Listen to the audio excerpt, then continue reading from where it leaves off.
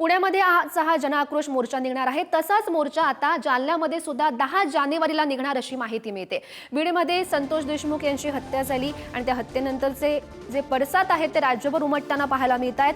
आज पुण्यामध्ये हा जनआक्रोश मोर्चा निघतो, तसाच मोर्चा जालन्यामध्ये 10 जानेवारीला होणार आहे। मस्साजोगचे मयत सरपंच संतोष देशमुख यांना न्याय मिळावा या मागणीसाठी या मोर्चाचं आयोजन करण्यात आलंय।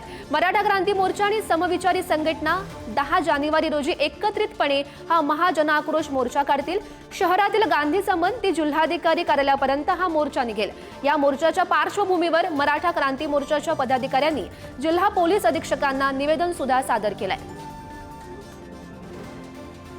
आणि या संदर्भात अधिकची माहिती जाणून घेऊयात। आमचे प्रतिनिधी गौरव साळी सध्या आपल्यासोबत आहेत। गौरव, आपण पाहतोय बीडमध्ये संतोष देशमुख यांची हत्या झाली, ज्याचे पडसाद आता राज्यभर उमटताना पाहायला मिळत आहेत। जालन्यामध्ये 10 जानेवारीला हा मोर्चा निघणार आहे, काय नेमकं स्वरूप असेल या मोर्चाचं? गौरी, पाहायला गेलं तर जालन्यामध्ये 10 जानेवारी रोजी मराठा क्रांती मोर्चा आणि समविचारी संघटनांच्या वतीने मोर्चा काढण्यात येणार आहे। महाजनाक्रोश मोर्चा असं या मोर्चाचं नाव आहे आणि मयत सरपंच संतोष देशमुख यांना न्याय मिळावा या मागणीसाठी हा मोर्चा असणार आहे।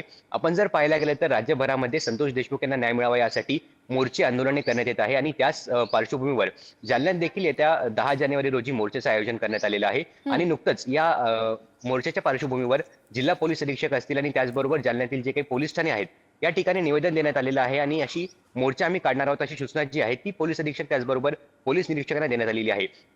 आपण जर पाहायला गेलं तर जालना जिल्हाभरामध्ये या मोर्चाची जोरात तयारी करण्यात येत आहे आणि जिल्ह्यातील 5ही तालुक्यांमध्ये बैठका घेतल्या जात आहेत आणि मोर्चाच्या अनुषंगाने नियोजन केले जात आहे। आपण जर पाहायला गेलं तर 10 तारखेला हा भव्य असा मोर्चा जालन्यात निघणार आहे।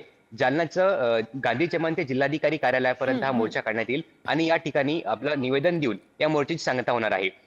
आपण जर पाहायला गेलं तर या ठिकाणी जो मोर्चा निघणार आहे याची जय्यत अशी तयारी जी आहे ती आता सुरू झालेली आहे आणि मोर्चाच्या अनुषंगाने मराठा क्रांती मोर्चा आणि समविचारी संघटना ज्या आहेत त्या तयारी करताना पाहायला मिळत आहे। असंच लक्ष ठेवून राहा। तुर्तास धन्यवाद दिलेल्या सविस्तर माहितीसाठी।